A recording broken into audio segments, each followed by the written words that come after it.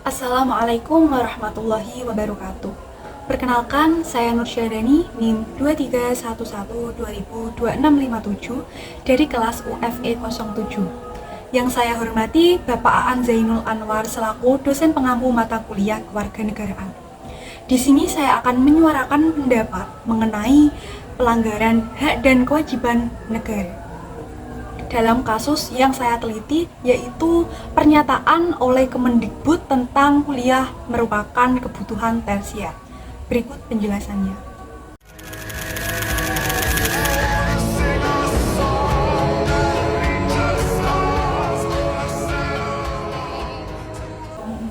Baru-baru ini, isu mengenai uang kuliah tunggal atau UKT di perguruan tinggi di Indonesia, seperti di Unsud, kini menjadi perbincangan hangat. Karena hal tersebut dapat menimbulkan keresahan bagi banyak pihak, terutama bagi mahasiswa dan orang tua. Jadi orang tua saya 1,5 juta, itu orang tua saya itu buruh dan pedagang. Dan saya dapat UKT golongan 4, 8 juta, dan tahunan 4 orang. Dan itu tidak sesuai. Dan saya harapkan dari awal. Dalam cuplikan video tadi, tertera bahwa UKT naik di Unsud pada saat calon mahasiswa diterima lewat jalur SNBP atau jalur prestasi.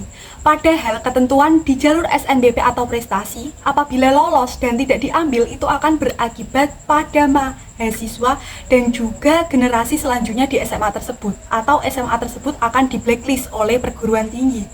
Hal ini juga dapat menghambat akses pendidikan bagi mahasiswa yang kurang mampu.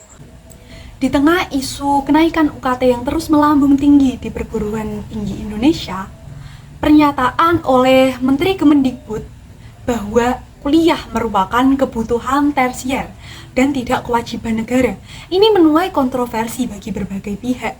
Berikut cuplikan videonya. Pendidikan tinggi ini adalah tertiary education, jadi bukan wajib belajar. Pernyataan tersebut menurut saya merendahkan nilai pendidikan tinggi di Indonesia dan mengabaikan peran penting negara dalam meningkatkan kualitas sumber daya manusia di Indonesia. Kemendikbud sepertinya lupa bahwa undang-undang tidak pernah membatasi masyarakatnya untuk mendapatkan pendidikan. Hal tersebut tertuang dalam Undang-Undang Dasar 1945 Pasal 31 Ayat 1 yang berbunyi, setiap warga negara berhak mendapatkan pendidikan.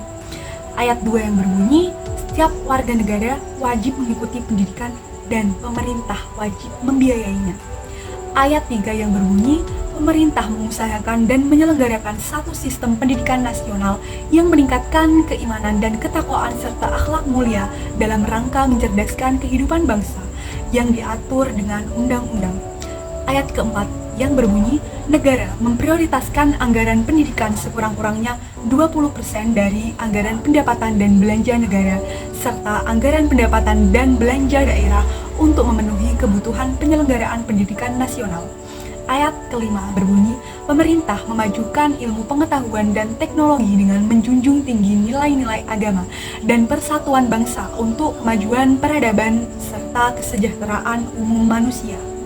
Dengan adanya kenaikan UKT, biaya menjadi penghalang utama bagi sebagian besar masyarakat. Dengan mengklasifikannya pendidikan tinggi adalah sebagai pilihan, pemerintah seolah-olah mencuci tangan dari tanggung jawabnya yang telah dijelaskan dalam pasal Undang-Undang Dasar tadi. Hal tersebut menciptakan kesenjangan sosial di mana hanya masyarakat yang kaya saja yang mampu untuk melanjutkan pendidikan tinggi. Pemerintah harus memenuhi hak dan kewajibannya. Tapi realitanya kok malah lepas tangan? Dalam konteks global, sebuah negara maju dapat dilihat dari tingkat pendidikannya. Data pendidikan Indonesia memperlihatkan ketertinggalan 128 tahun dari negara lain.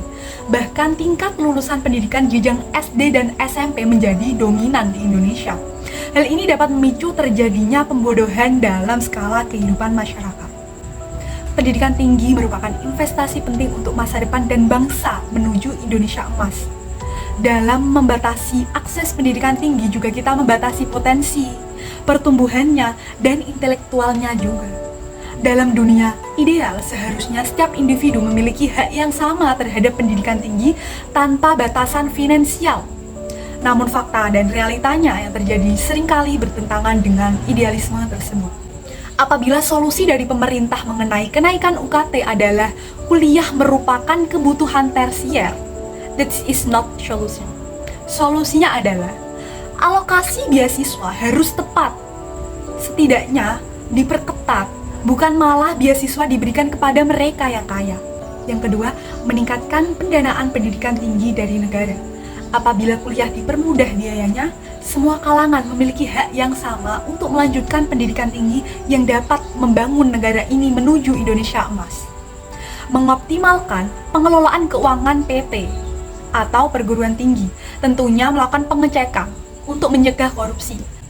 Sekian pendapat saya mengenai pelanggaran hak dan kewajiban negara saat pernyataan Kemendikbud bahwa kuliah merupakan kebutuhan tersier. Apabila ada salah kata maupun perbuatan, saya memohon maaf yang sebesar-besarnya. Wabillahi taufiq wal hidayah. Wassalamualaikum warahmatullahi wabarakatuh.